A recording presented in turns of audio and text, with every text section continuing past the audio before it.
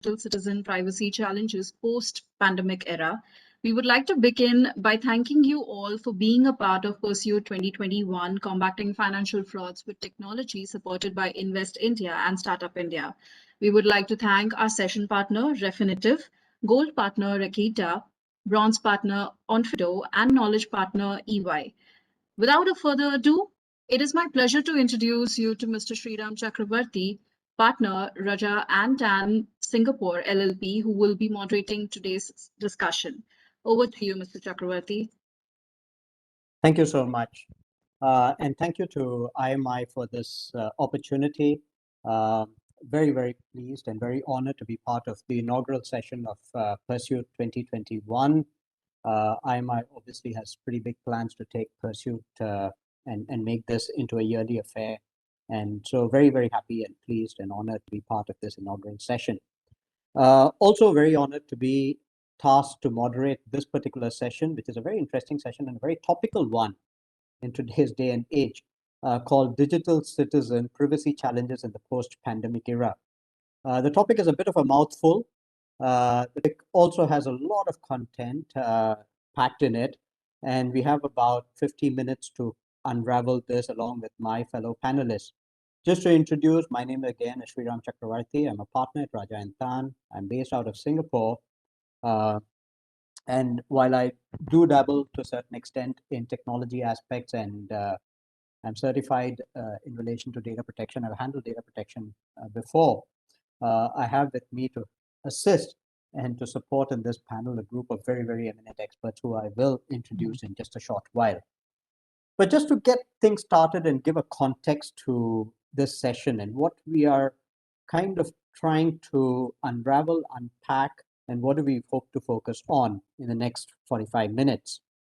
Now, if just using the topic, digital citizen privacy challenges post-pandemic era, and if we unpack that, there are three clear segments to that. One is, of course, the digital citizenry. It's trite knowledge that today, digital technologies encompass a large part of our lives, and we've gotten used to it, especially during this COVID time, to use digital technologies for communication, for services, for purchasing goods, for essentially transactions. And they've become a very big part of our life. As we are speaking, panelists just asked me whether I'm working from home or office.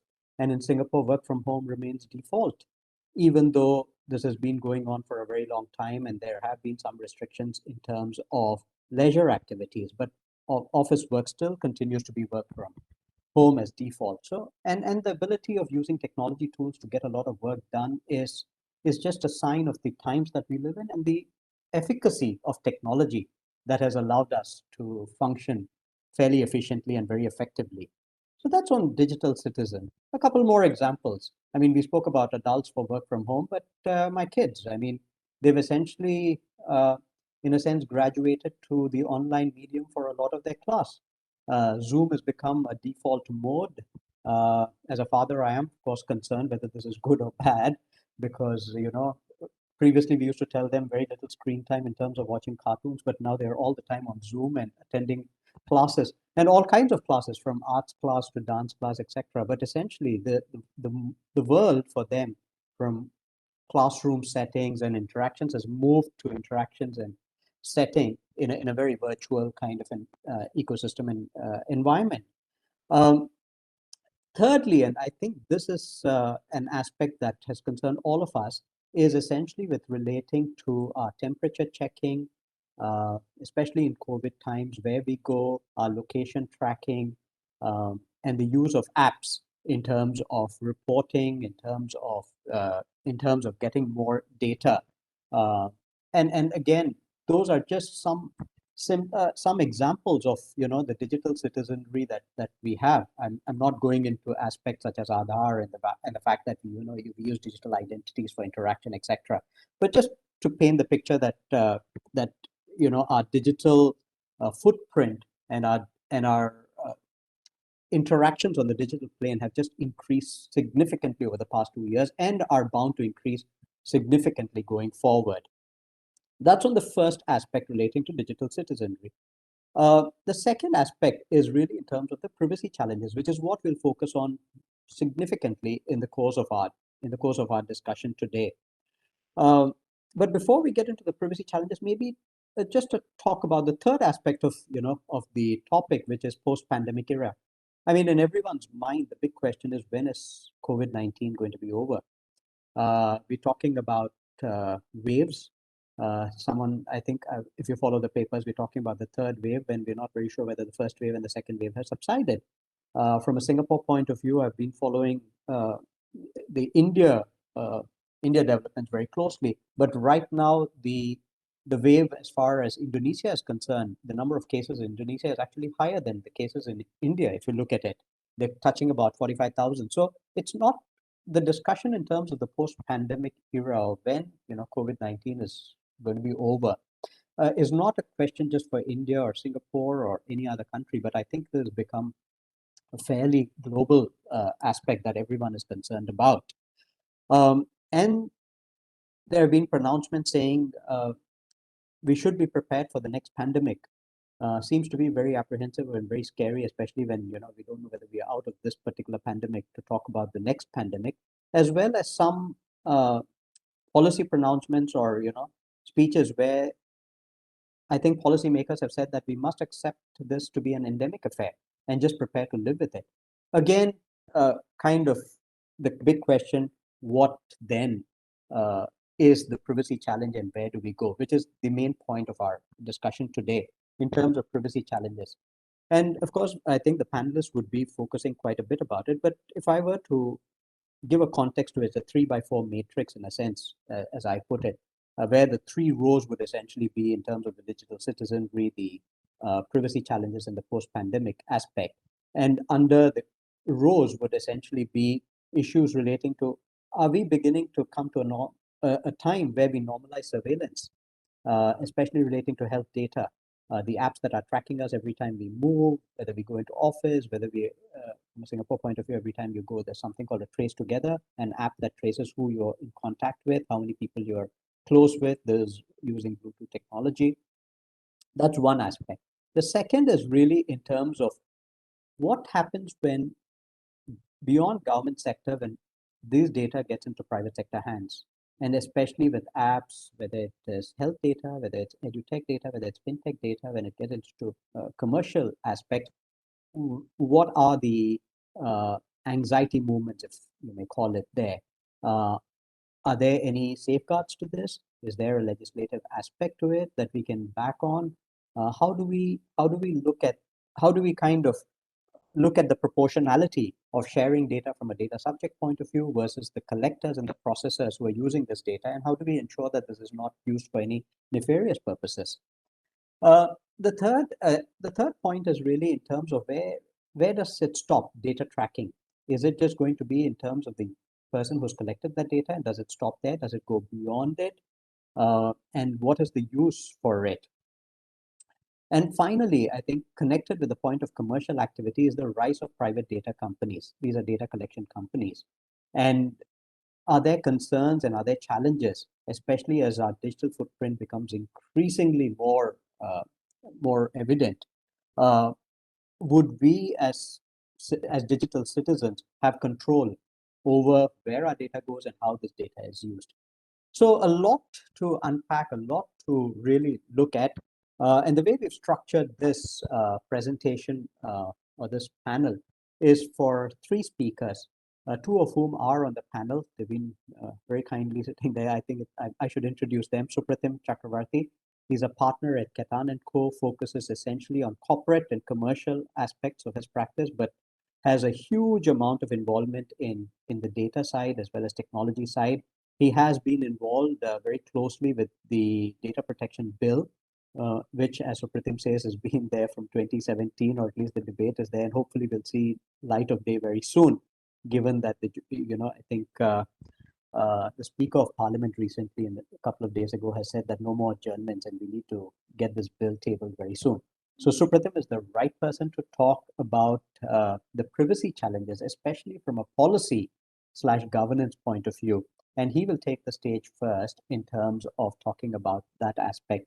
Subsequently, I would request Prashant to join us on stage. Prashant is an expert Again, in the technology side, though he wears a different hat, he looks at dispute resolution, and he's advised a number of industries ranging from the financial industry all the way to energy industry, etc.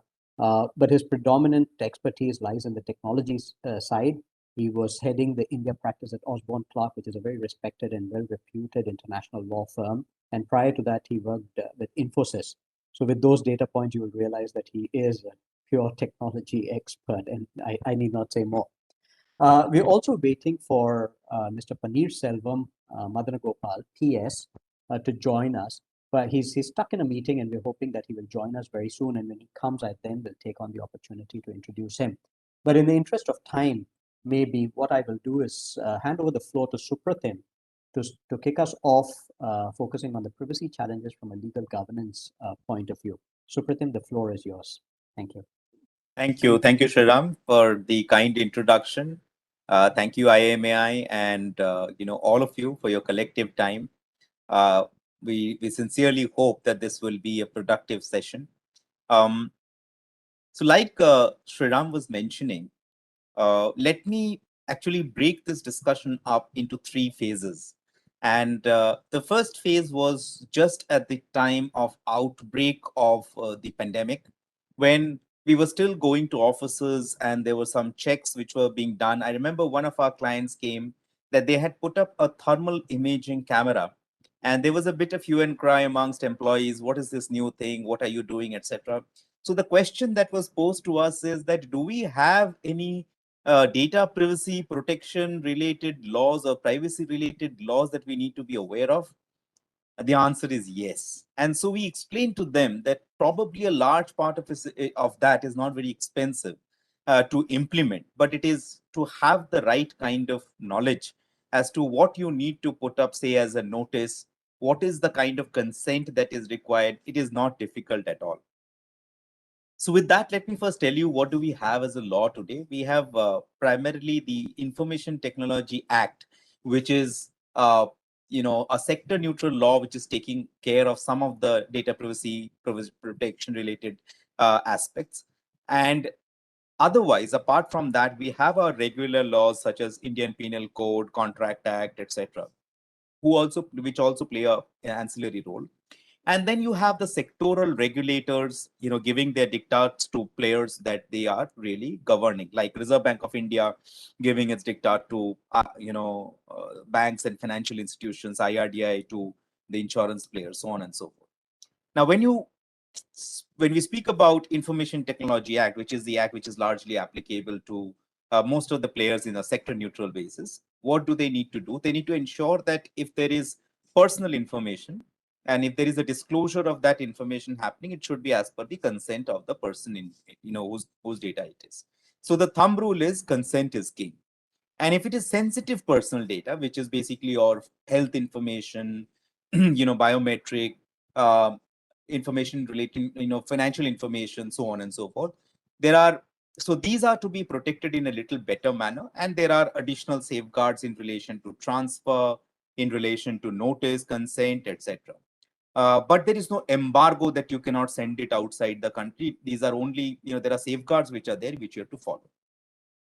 So that was a phase. I think we explained to some of our clients that, if you do XYZ things, it is all good, and you can actually handle even sensitive personal data such as the thermal, imaging that you are doing, or the travel history that you're collecting, or temperature checks that you are doing, how to protect it. We had that in that phase. Then came the work from home situation, where a new set of privacy challenges were thrown up. And that is basically, a more intrusive way of actually checking by the employer whether it is the employee who's performing certain tasks on the system at home. If there is any misuse, etc. We also saw, say, biometric facial imaging, all of those kind of mechanism being brought into the play. And again, there are safeguards to be put. Of course, there is no comprehensive legislation. And that is why we're looking forward to the upcoming personal data protection bill. So that was phase 2.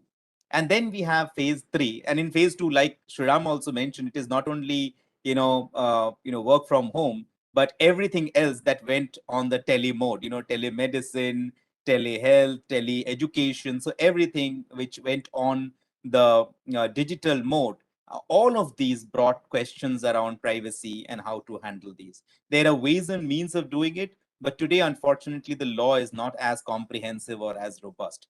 In fact, the IT Act provisions that I talked about, it does not have any special avenue for an exigency or data health information being handled in an emergency situation. Therefore, you have a situation today, especially after the second wave, where most of our health information, or perhaps health information of our near and dear ones, are there with officers, with our colleagues, with the government, and there is no ring fencing, there is no guardrail, truly speaking. Okay, while the laws are in place, the enforcement has never been too strong on the privacy front. So, so that is where we are till now. 2-3 critical points is surveillance, and the second one being that the information being available with everyone. Now, looking forward to the law that perhaps will aid or help us or come out of this situation, and will be the gold standard that we should follow, which is the Personal Data Protection Bill. Now, this bill has been in the making since August 2017, like Sriram was mentioning. Uh, Justice Sri Krishna Committee held consultation meets across the country. And, I'd been fortunate to have attended almost all of those sessions, and thereafter, and it helped me understand each and every pain point in the country. For example, we talk a lot about consent. If you're giving consent, that's a good standard, but we realized when we were doing this consultation meets across the country, that what is the meaning of consent in a country like India when you have such a large illiterate population, or population speaking such varied languages? Is it really meaningful consent? So it was an eye opener, honestly speaking. And I realized that a lot of things that we read in the letter of the law, or perhaps the GDPR emulation that we are trying to do, should be very different in the Indian context. We did some of these, tweaking we did when we were crafting the Personal Data Protection Bill, and some of our suggestions did see the light of the day. So coming to the present day situation, where is the law? The bill is right now, the Joint Parliamentary Committee was looking into it, and they have been now told strictly that in this monsoon session of the Parliament, the report should be submitted, and probably in the next session the bill would be tabled and debated. Hopefully, there were murmurs that about 89 changes could be proposed. There were also murmurs that the Personal Data Protection Bill could be changed to data protection law and would include non-personal data element. We are not sure whether that will happen. And personally speaking, if that does happen, it will require quite a bit of reworking, because the law was never meant to be that way. From day zero, it was always supposed to be a personal data related law. So I think it's a ray of hope that is there, and we are really hoping that it will soon see the light of the day, and we'll follow the global gold standards. With this, I will hand over the stage to Prashant for his piece, which I think it'll be kind of a segue from mine to his, considering where I'm leaving. Over to you, Prashant. Thanks so much, Supratim. Good afternoon, everybody. And once again, pleasure to be here with all of you this afternoon. I won't, deal with the legislative history, because Supratim has done that really well. And I'll go back to what Sriram started off with, which is the, three buckets: digital citizen, privacy, and the pandemic.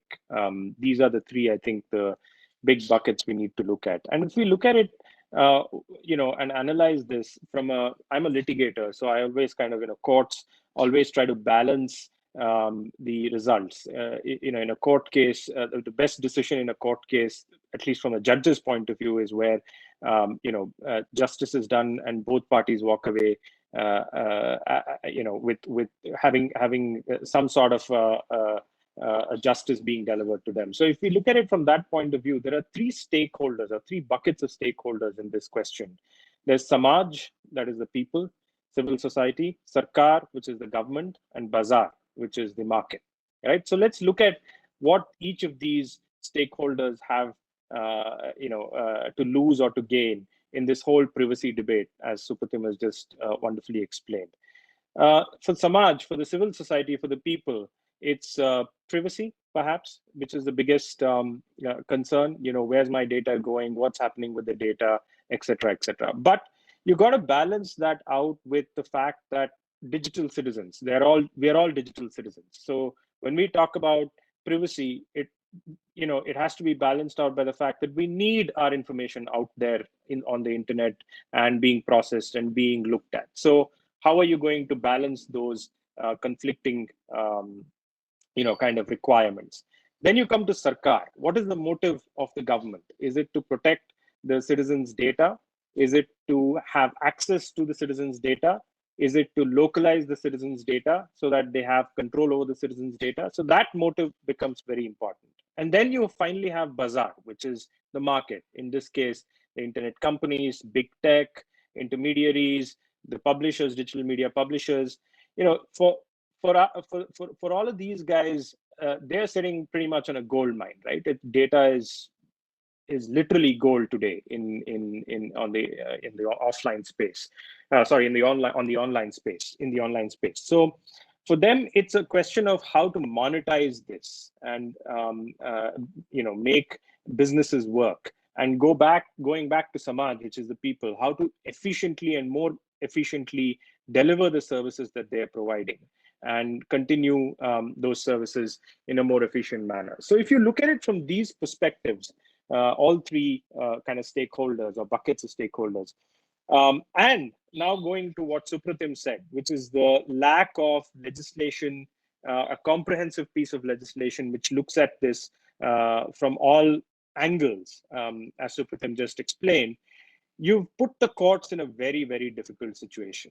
The courts are operating in a kind of a legislative vacuum because there is no clear path defined for the courts, for the judges to say this is right or this is wrong.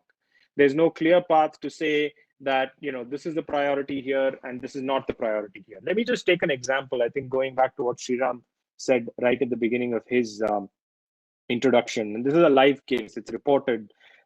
We had a client who was working with one of the governments in India to provide real-time monitoring of COVID cases in a particular state, which meant that every time there was a COVID case reported by the Anganwadi worker or the health worker or by self-reporting, this would get collated, and then it would, with the use of Google Maps and other internet-based technologies, it would map out how this the spread of COVID is happening in those localized areas. So you could actually, on a real-time basis, go and block or seal off certain areas or seal off certain houses around these houses that are already affected. It was extremely useful for the state government of that particular state to fight the COVID battle. But obviously there are privacy concerns here, and there were cases filed against this entire project in the particular High Court. And the judges were forced to almost kind of admit that they have no guidance on how to decide on this particular case. And with the result being that in a complete legislative vacuum, there was no reason for our client to do it, but our client, for commercial and reputational reasons, said, okay, fine, I'm going to move away from this project. I'm not going to do this project anymore. So the point I'm trying to make with that example is that lack of legislation, I think, has forced courts to kind of make up things as they go along, make up the precedents as they go along. And it's not helping anyone. It's not helping the civil society. It's not helping the businesses. It's not helping the government either. So I'm very pleased to hear that, Supratim mentioning that, there is hope at the end of the tunnel, there is light at the end of the tunnel, and there will be something that will come out. We are at a stage as a country, I think, where anything will be better than having this legislative vacuum. So it's going to be interesting to see what comes out at the end of this long consultation and the bills going through these various changes. So now let's move on to the next aspect, which I'm conscious I have another 5 minutes, I think. Let's move on to the next kind of part of this story. How have courts actually interpreted privacy? You have the seminal case of Puttaswamy, where the court basically has held that the right to privacy is a fundamental right, and recognized it as a constitutional right, right?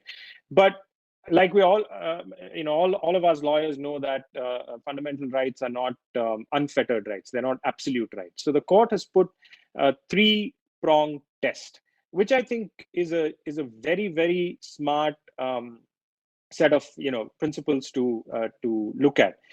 Basically, the court has said, what you're doing with the data, is it legal? That's the first question, right? Consent, as Supratim said, or are you doing what you told the people that you'll do with that data? Are you misusing the data and doing something else? The next one is necessary. Is it necessary to do what you're doing? That's the second test that the court has come up with. And finally, the proportionality. Are you dealing with the data that you've collected in a proportional manner, and are the fetters on that, the government, for example, government access, or the request for the government to take down these data, or the user data request which the government may make of WhatsApp or Facebook or any of these other intermediaries, and the action taken against individuals or companies, is it proportional to what is alleged as an illegal act or a violation? So I think these three-pronged test will probably remain as a key testing mechanism going forward in how the courts will react to data privacy issues, including violations of data privacy.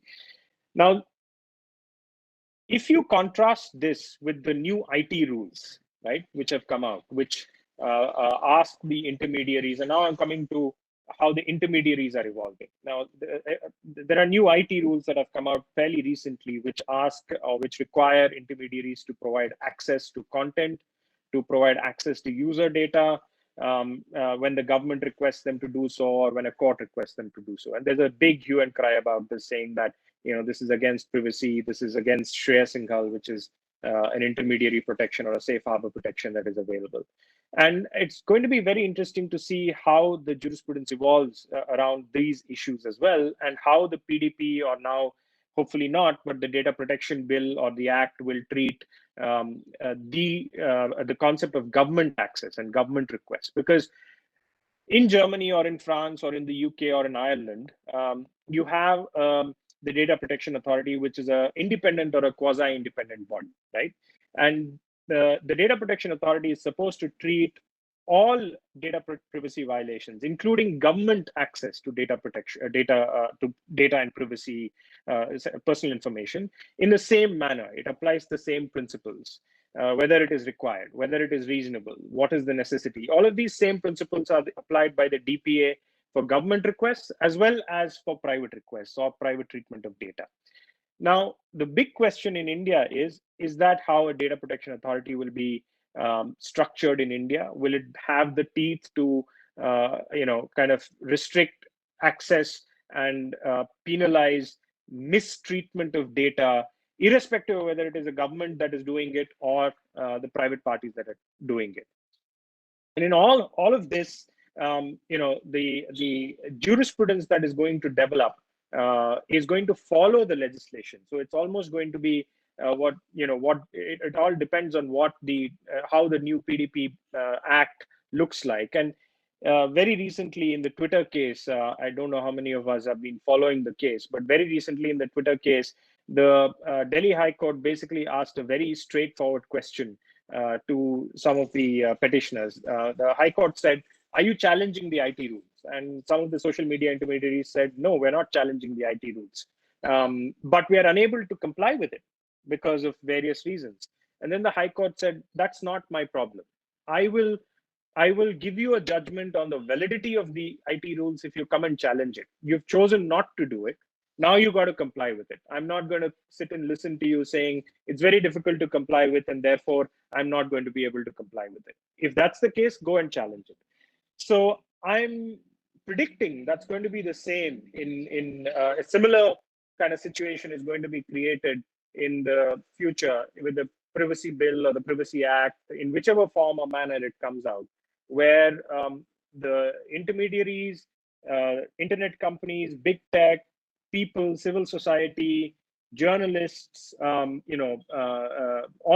of these stakeholders are going to struggle to comply with various parts of it. And therefore, coming back to my original point of balance, I think we're going to have a pretty long stretch of time where there's going to be some amount of litigation, a lot of conflicting pulls and pushes before that balance is achieved, which is not going to be unique to India. I mean, we've seen this play out in Europe as well once the GDPR came out. But at least in Europe, in my mind at least, in Europe, it was very clear. Privacy ruled. Data subjects and their individual privacy was the overriding concern. But in India, I think there are various other stakeholders and and their own motivations that will make it slightly more difficult. So yeah, that's it from my side as an opening statement. Sriram, back to you. Thanks, Supratim, and thanks, Prashant. That was a whirlwind tour of the challenges as well as the state of affairs that currently we are in. Supratim, really, I thought it was an eye-opener, your interactions with, the commission as well as your very close follow-up all the way with the bill, and the insights that you shared were very useful. And Prashant, from your side, looking at it from a litigation perspective and the court rulings again, were very, very interesting to understand the contours of the privacy challenges that we face. We've spoken a bit about the privacy challenges. Obviously, the challenges are fairly big. Where I want to go with this interaction going forward is just have a crystal ball into the future, because I think that's what everyone's interested in. And obviously, a centerpiece of this crystal ball from a India perspective is clearly the new bill that's going to come up. I want to focus on the bill or anchor our next segment of our discussion on the bill, but use Prashant's very nice analogy of Samaj, Bazaar, and Sarkar. And the question is to both of you, and both of you can look at it and address it. Once the bill comes out, from a Samaj perspective, and Supratim has touched on it, that it's very difficult even from a consent perspective to go and try and explain what it is and what does giving consent mean. So if I could play on the word Samaj, what will it take to get Samaj from all the people who are there, right? And also, those who are going to court. Prashant, you just mentioned, are you challenging the rules or are you finding it difficult to comply? So for a Samaj perspective, what will it take to get that Samaj? And for those from overseas participants, Samaj just means knowledge and understanding. It's a Hindi term. In terms of the bazaar, you mentioned the tech companies, the intermediaries, etc. Supratim spoke about personal data encroaching to non-personal data localization, and how do you keep with it? At what level do you think the bill, and based on what our knowledge is, if it comes out with provisions that maybe are not international standards or maybe too regressive, when does the bazaar think this is bizarre?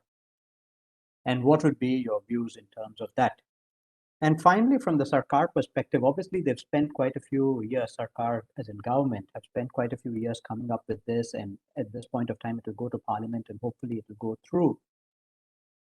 Based on your understanding, and if they can get this through, does the Sarkar need a Puraskar as an award for what they've been able to do? So again, just looking at the bill, can I invite your reactions, both from a Samaj, Bazaar, and a Puraskar perspective? Supratim, right. I think fantastically put, Sriram. I think the first Puraskar should go to you for framing the question so well. And I will take each of these pieces and try to crisply respond to each of them. The first one, which you spoke about on Samaj, I think the Samaj that is required is the most important one for every strata, okay? And that is education or a culture of privacy.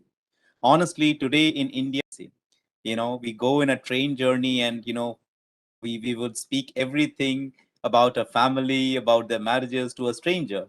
And that's the way we are, okay? So what happens is suddenly when we are juxtaposed into a European equivalent law and told that this is new norm of privacy, that is a very big leap for every individual as a human being.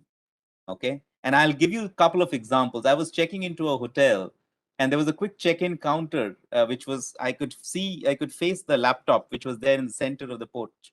And there were people of the hotel who could help me out with that check-in.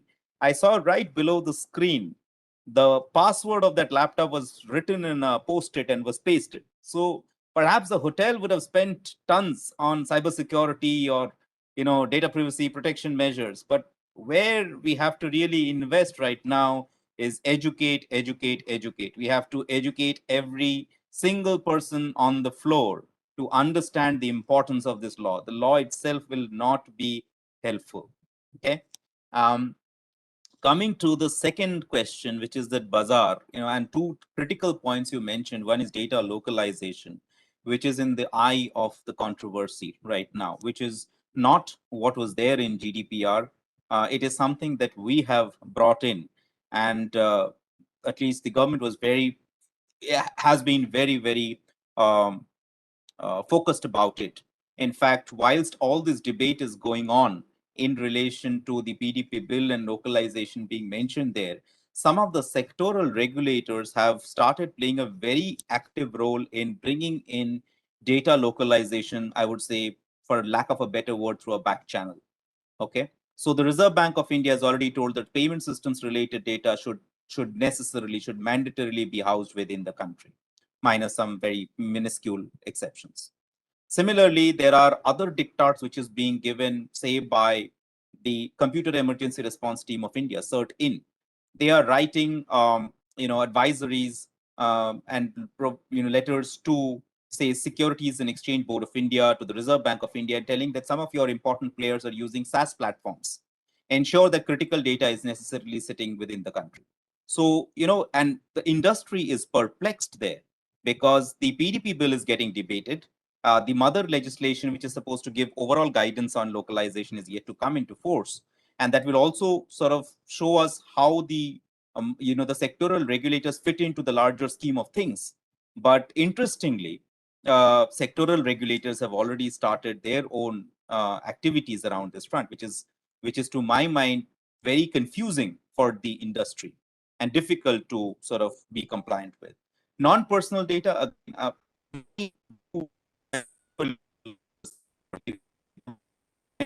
non-personal data, and sorry, can you hear me? Yeah, you're okay now. Okay, so non-personal data, I don't think that it was ever meant for non-personal data. And if you bring this in, it will be quite a difficult task for the entire industry to cope up with. So it is bizarre in my personal opinion. Finally, coming to Sarkar, whether it should get the Puraskar. The Puraskar should only be given to after we see what is the final shape and form in which it comes out. And in the words of Justice Sri Krishna, every day that we are delaying this, we are denying the fundamental right to privacy to the people of India. So the sooner the better, and the sooner that we a good workable law, I think that is when Sarkar should get the Puraskar.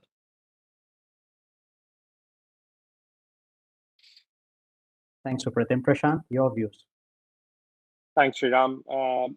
Far be it for me to disagree with Justice Sri Krishna, but I do want to kind of, draw a bit of nuance. While I totally agree with, privacy being part of the concept of fundamental rights, going back to what Supratim said, actually, as a culture, as a country, a large population of this country probably doesn't think that privacy is a fundamental right.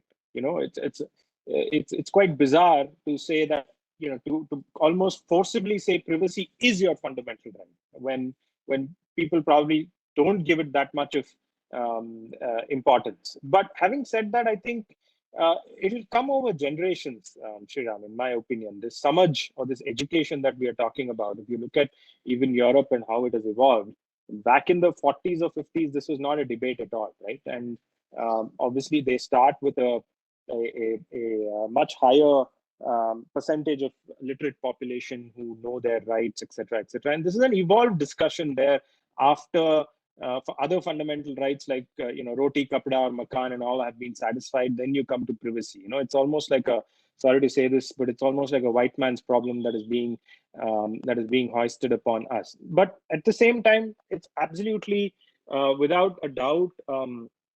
True that for certain sections of the society, privacy has become and will become more and more important. Therefore, it is a fundamental right. So, to an extent, I feel, I mean, this is merely academic. I want to just react to that point. But in terms of how to, get that samaj, I think it's going to be a two-part exercise. One is educate, educate, educate, and it happened over generations that people start realizing how data is going to be very important for them and others, but also to an extent, forced enforcement or education. Because if you then put consent in the center of everything and you tell service providers that you will not be able to provide any services without consent, automatically it's kind of like educating somebody on the other side who probably doesn't think consent is important to ask the question, why am I being asked about this? Today, 5 years ago, 10 years ago, I used to go to a restaurant. They used to ask me about my anniversary. I would probably just put it down and come out without even thinking why I'm putting it down.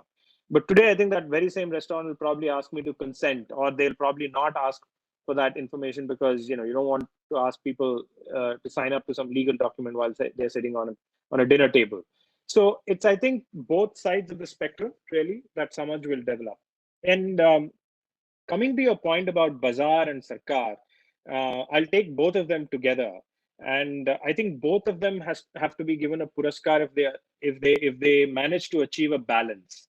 Because the internet companies, rightly or wrongly or naively or over ambitiously, were at a stage where they said internet should not be regulated. That was the starting point if you go back 10 or 15 years ago, right? And they stuck on to their guns for a very long time. And I thought, honestly speaking, that was a bit of a naive position to stick on to, because they got to a stage where it became confrontational with the government, and the government kind of said, no, nothing doing now. It's our country. You're being regulated everywhere in the world, and we want to regulate you too, and therefore this is what it's going to look like. So there was a whole missed stage of consultation, constructive consultation between the industry intermediaries and the internet companies and the government. It went more in terms of lobbying and trying to see what we can get away with, rather than engaging constructively and saying this is what we can do and this is what we can realistically achieve. The result, if you look at the IT rules, for example, is a set of pretty onerous obligations which the government has put on the internet intermediaries, which they're struggling to comply with. And the balance will probably, hopefully, be achieved in litigation in the courts, because the rules are already out there. But with the privacy bill, there is still some time left to get a constructive dialogue going on what is reasonably, realistically achievable without killing the business here, without killing the intermediaries, and neither completely giving them a free hand. So if they achieve the balance with a constructive dialogue, which is probably forlorn hope at this stage, but there's still some time, then I think they both deserve a puraskar. Thanks, Prashant, and thanks, Supratim. That was, I learned quite a bit in this. We've got 5 minutes, and I thought we'd just focus our attention on some of the questions that have come, though some of those have been answered, but I'll open this up again. There's a question: what are the basic hygiene steps a digital user should follow to ensure digital security? Supratim said, if you go to a hotel and you see your laptop password out there, that is not kosher. So basic hygiene steps like that, check the web browser that you're doing. Prashant mentioned how, when you're handling data such as anniversary dates, etc., maybe you should just think about it before you happily and randomly pass it on. But those are hygiene steps. I think there's a lot on the web that you can probably look at. With users spending their maximum time on digital tools, how can brands ensure privacy is maintained? I think to a certain extent, and again, I'll invite Supratim and Prashant to speak on this. But I think the bill would have some aspects in terms of, how companies can take data and how, to a certain extent, what do they do with that data? Don't you think we as a country should have a comprehensive dedicated law as early as possible? I think we've spoken quite a bit on that. Hopefully, the personal data protection bill will come into force quite soon. And like Prashant mentioned, we'll have a nice balance between what intermediaries as well as companies can do and what civil society and government wants from a policy framework.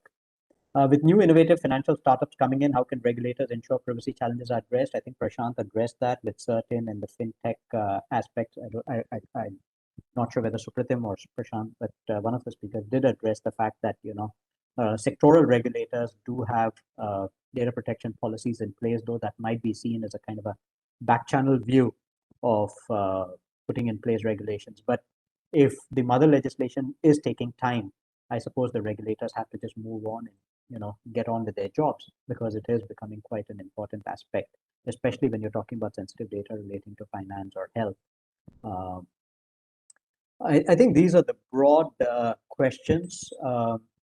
Nothing else that I can see. Supratim, we have about 3 minutes left. Supratim, Prashant, any final words before we wrap up this session? Right. I think two things which is kind of related to the questions that you just read.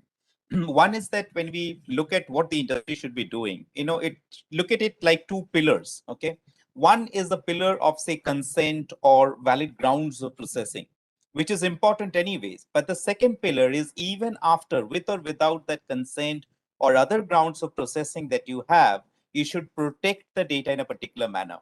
So the industry should gear up that it does not matter how the data came to me, whether I had consent, because like I mentioned, there's a fatigue amongst all of us, even the educated ones, when we are doing an I accept or an I agree, which we are blindly doing, right? So that pillar is there. It's a good safeguard, but it's kind of redundant at times. So therefore, the second pillar should also be given due attention, that whatever methodology mode through which I've got the data, it should still protect it in a particular manner. And secondly, I'll just tell you that we are looking at this particular law, the Personal Data Protection Bill, in a very different Indianized manner. Okay. And I'll give you one example there. The data controller is known as data fiduciary here, and the data subject is, data controller is the data principal. The data subject is known as the data principal. And we happened to ask Justice Sri Krishna that, why is this change in nomenclature? It will create such a disturbance in the industry, and people will have to write documents differently for India. So he said that after the Britishers have gone, I would not like to call any of my fellow Indians as subjects. So they are not data subjects, they are data principals. And I would like to have a relationship of trust between the data controller and the data subject. And therefore, you see the nomenclature in that manner. I would like to have that principle laid down under Indian law. So with that, I pass it on to Prashant for his final words. I think, Supratim, that segues nice into my only point that I was going to make, which is, I think in this whole privacy debate, transparency of what is happening to the data is something that is, I think, very, very important, because we've talked about consent, we've talked about, fears of misuse of data, but a large number of those fears may actually be uncalled for if we know exactly what's happening to the data, and whether it is within India, going outside of India, how is it being processed, etc. So what we've seen, Sriram, going back to Samaj of the Samaj that we talked about, it's not just only consent driven, in my opinion. It's about knowing really what's happening with the data and having control over that data to the extent you can have. And that again is a long process. It's not going to happen overnight, because today I don't know where my data is and what's happening to my data, right? But maybe my daughter or my daughter's daughter will know, or son will know exactly what's going to happen to their data, where is it being stored, what's the life cycle of that data. And if we reach that stage in a few years, I think that's the end goal, really. And this Data Privacy Act and all this debate that we are having is probably baby steps to reach that goal. Thanks, Prashant. Couldn't agree with you more. I think this is just a start. There's a beginning, and there's miles to go. It is 1 minute past, so I have to conclude. The past 50 minutes has run very quickly, and I don't know whether participants have noticed that we didn't have the additional panelists who we were supposed to have. So kudos to my panelists, the experts who've joined us, for their expertise, and clearly, they've handled so many questions. Just want to conclude by stating how this is part of the larger. This particular conversation is a very important conversation from a larger aspect of India macroeconomics, and from a national perspective. PM Modi recently said that the next decade could be India's decade. I think, and we're looking at a $5 trillion economy from an India perspective. With India being a tech powerhouse, the aspects of digital economy as well as data protection are not just relevant for India, they have an impact in terms of global aspects, because a lot of global data does flow into India and Indian data does flow overseas. So the ramifications globally are profound. From that point of view, what we've done during this session is look at the fact of digital citizenry, what that means, the privacy challenges that are there, the data protection bill as a solution to these challenges, and explore the contours of those of that solution in whatever form it could come. The big question that's unanswered, and I suppose none of us have a clue, is when will COVID-19 be finally over? That, of course, is a question that none of us can answer at this point of time, except hope that we can get to a post-pandemic era very, very soon. I think each one of us, the speakers and the participants, would really hope for that and pray that we come to that stage very soon. With that, it leaves me to thank my fellow panelists, Supratim, Chakraborty, and Prashant, for sparing the time, for being on this panel, for sharing your expertise and giving your insights. We're very grateful and enriched by your thoughts. And to IMI for giving us this opportunity for this session. Swati, over to you. Thank you very much. Thank you Thanks, so Sriram. much. Thanks, Thank you so much, Mr. Chakravarthi, for everything. And in fact, for such an engaging discussion, I would definitely like to, especially thank both the panelists who made it possible, and to you as well. So thank you so much, and stay safe. Have a great evening. Thank you. Thanks, everyone. Thanks, take care. Thanks, Sriram. Bye-bye. Thanks, Supratim. Thanks, Swati. Bye. Bye. Bye.